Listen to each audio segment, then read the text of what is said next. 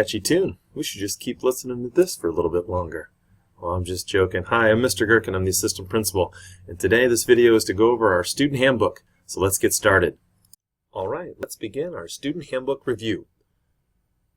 For a link to this presentation, you can go to tinyurl.com L-BHS handbook, or if you'd like to watch the YouTube video of this, go to the Liberty-Benton High School YouTube channel. Just go to YouTube and search for Liberty-Benton High School.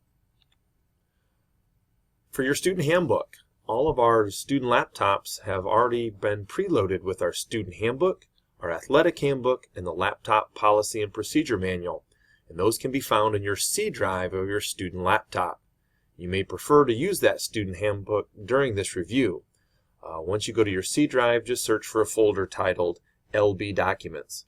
Also, if you'd like to download the handbooks on a different computer, go to the Liberty-Benton website and search for Mr. Trusty's website at libertybenton.org/teachers/a-trustee. First item, parking and student drop-off and pickup. Those of you that were at our freshman orientation, new student orientation, and those students that were at LB last year, you'll notice this is an aerial view of our high school. Just want to point out some things we need to make sure we understand. That the first lot when you enter our high school is our staff parking lot. Students are to park in this area that's designated with the green oval. Student parking lot tags are costing $2 again this year, and you must re-register every year. More to come with that later. Just want to remind everyone too that as your parents are picking you up and dropping you off from school, that at no time during the bus drop-off should cars be parked in our circle drive. And also, please encourage your parents and whoever's picking you up to not park along the grass median here. We encourage all students to have their parents pick them up in front of the gymnasium, or their parents can wait in the staff parking lot. But please, students, do not cross over in front of our school buses. During the marching band season, the lot that's closest to the west side of our school parking lot, that's closest to the football field, it's marked here in red, is blocked off and reserved for our marching band.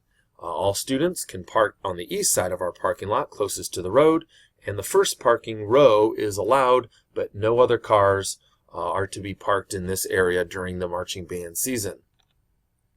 Remind all those students that are walking across County Road 9 to school to please use the crosswalk. Please don't walk down the side or down the parking lot and then cross the road down over here somewhere. We ask that you cross County Road 9 at the crosswalk area. And I referred to that before, but let's talk about it a little bit more now.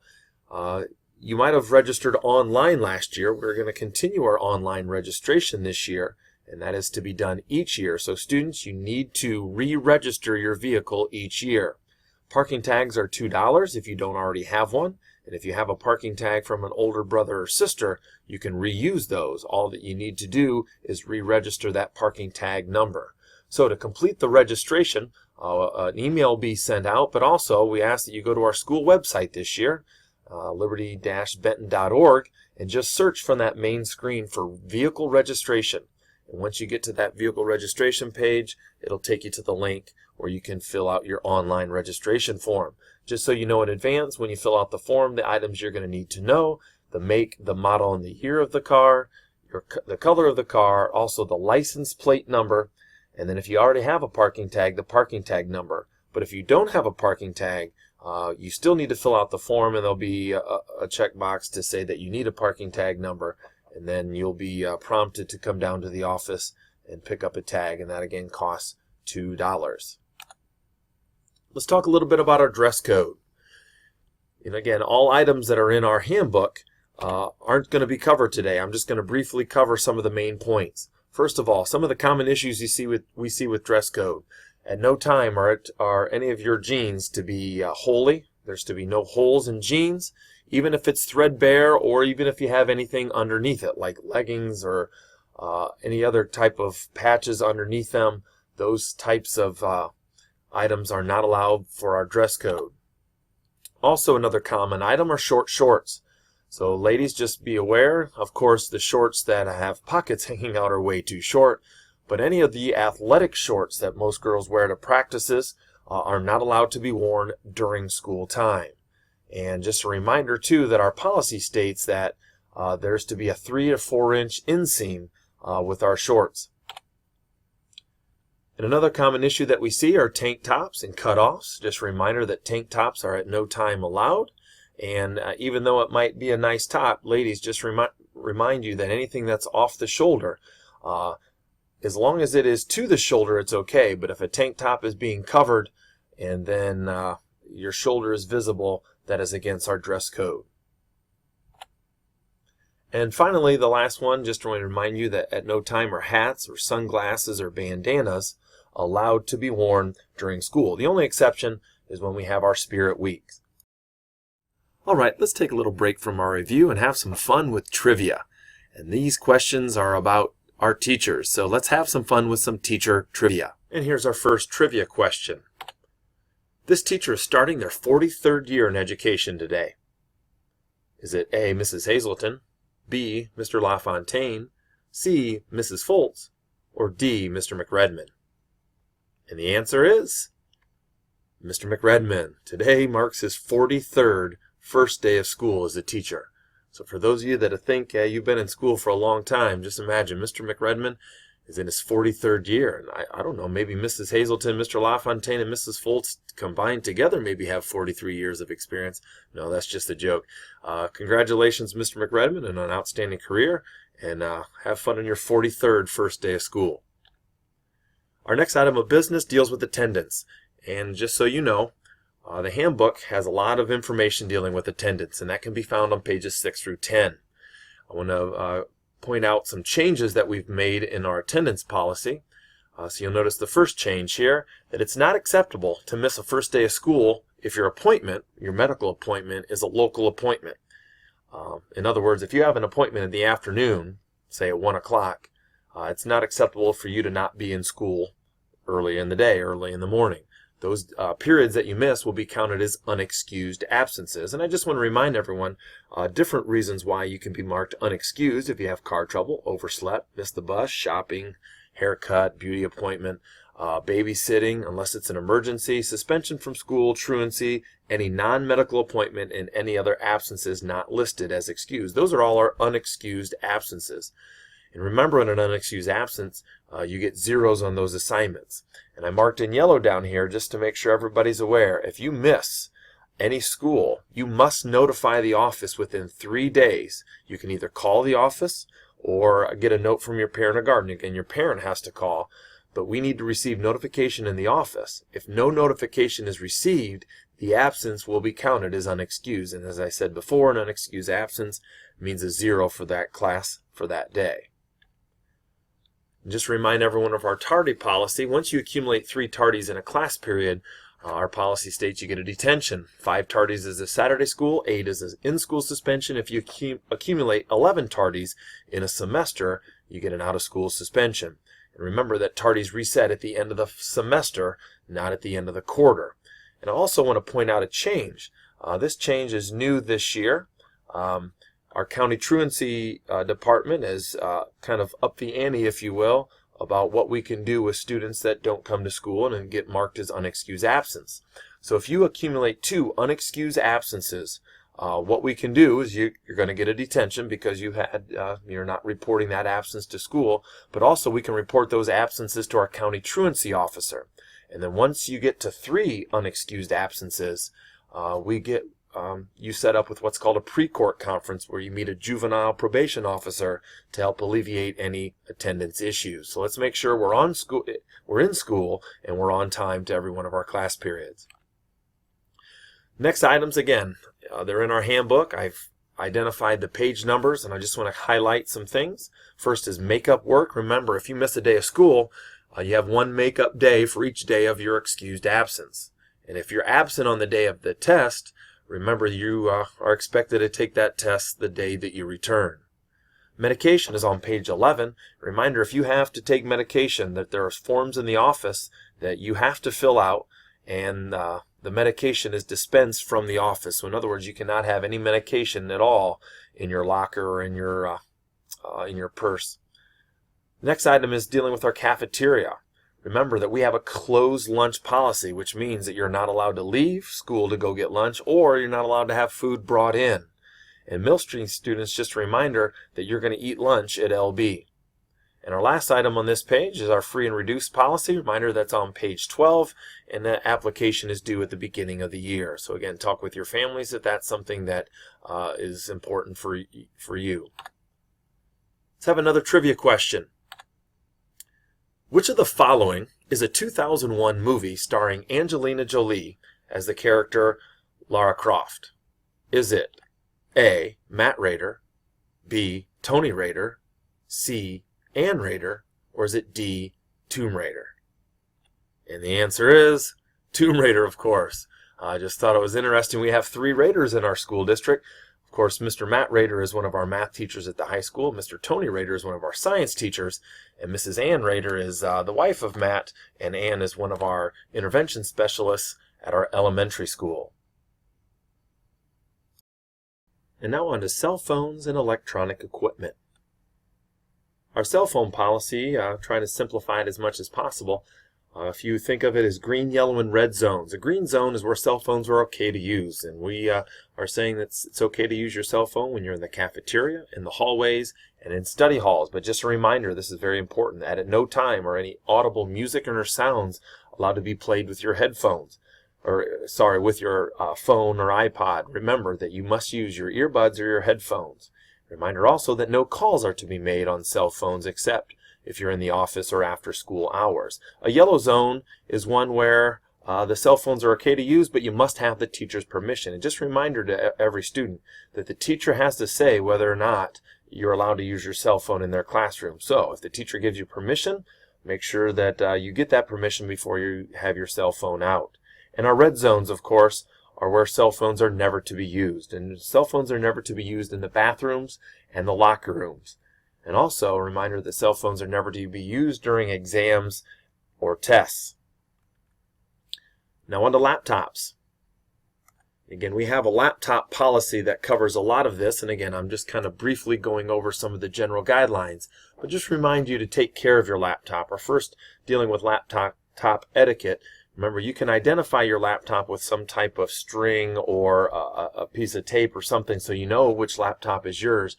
But just remember that you're responsible for that laptop. So leaving it in a car, you don't want to put it inside the trunk of your car, or you don't want to leave it inside your car where someone can see it.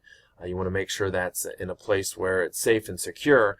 And remind that our laptop bag, you're asked to bring your laptop with you every day, and it's your responsibility to make sure you take care of that laptop. A reminder too that your laptop is to be charged before you come to school.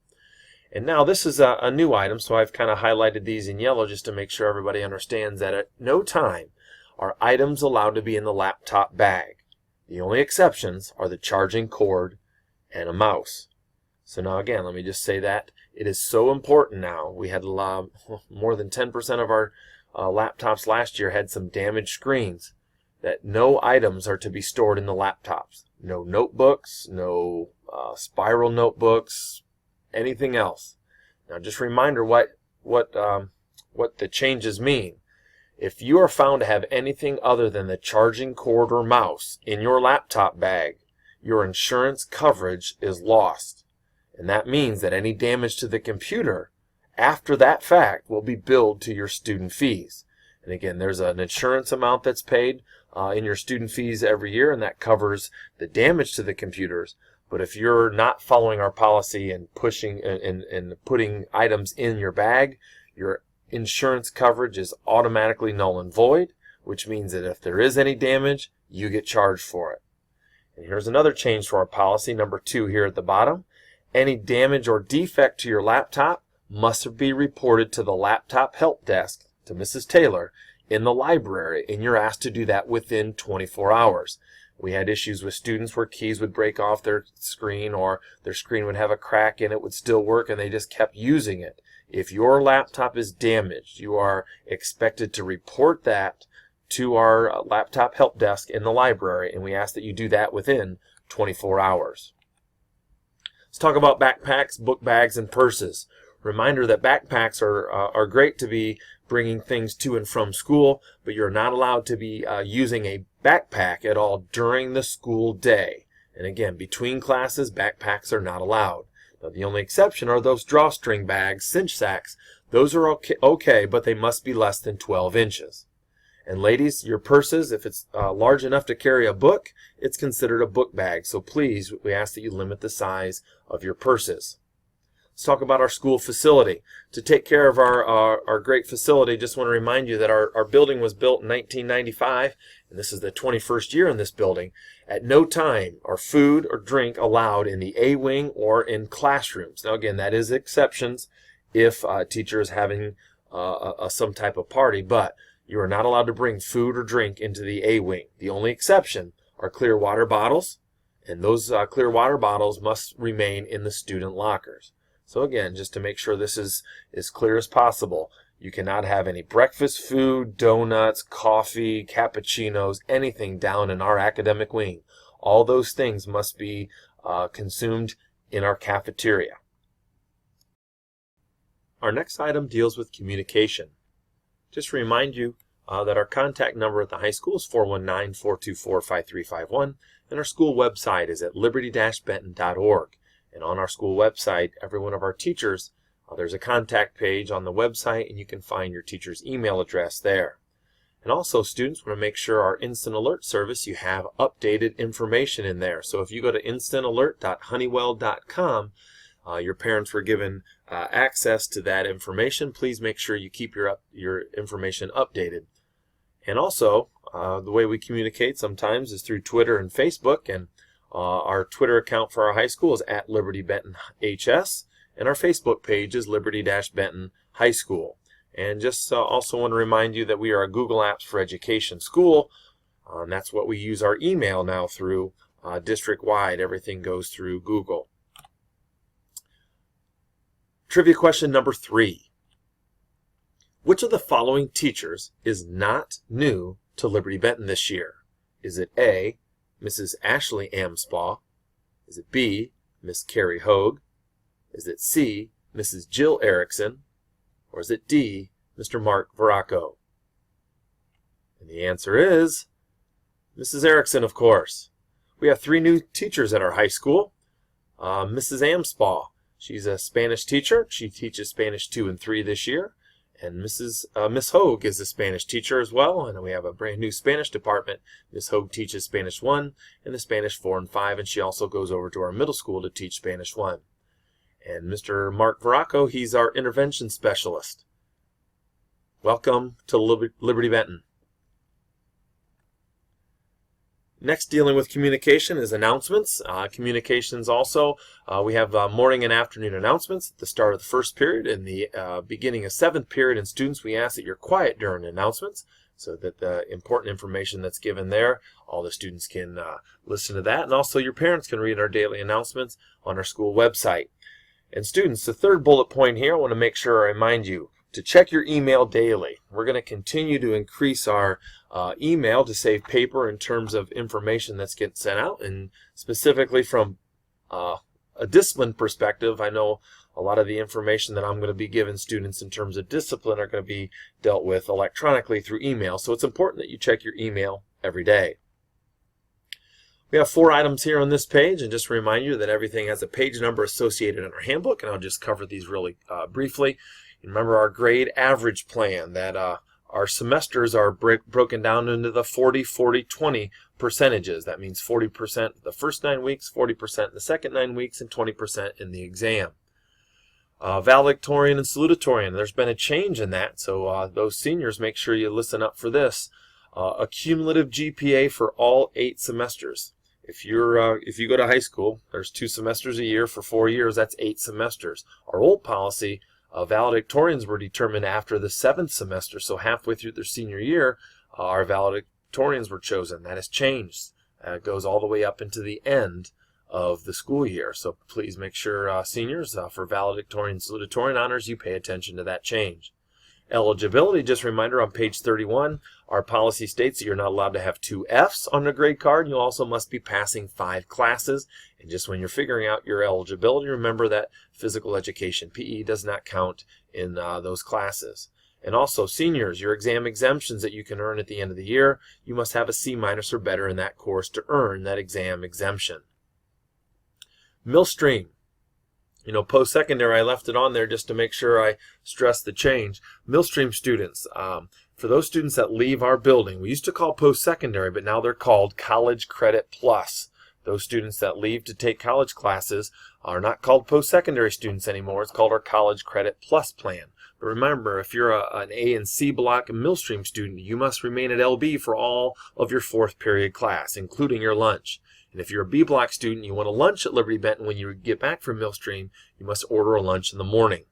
A reminder also, our College Credit Plus students, that you need to be in your LB class on time anytime there's a delay or homeroom schedule. So it's very important that you check your schedules to make sure you're on time for your classes at LB. And here's another trivia question. And it's our final trivia question of the day. This teacher retired last year but loves teaching so much they decided to keep teaching. Is it Mrs. Teeters, Mr. Couples, Mr. Arnold, or is it Mr. Quizno?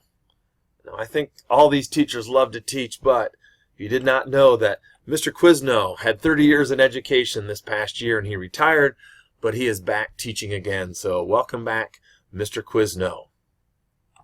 And with that, that's kind of ends our brief review of our handbook policy. So again, students, on your laptops, your laptop policy is there. Please take note of that. And of course, you're going to be signing off that you agree to everything, all the terms in that laptop policy, and also our student handbook policy and our athletic handbook policy. So please, students, it's your responsibility to make sure you know everything that's in the handbook. Thanks for watching our video as we went over our handbook policy. I want to wish everyone a great school year, and let's go Eagles.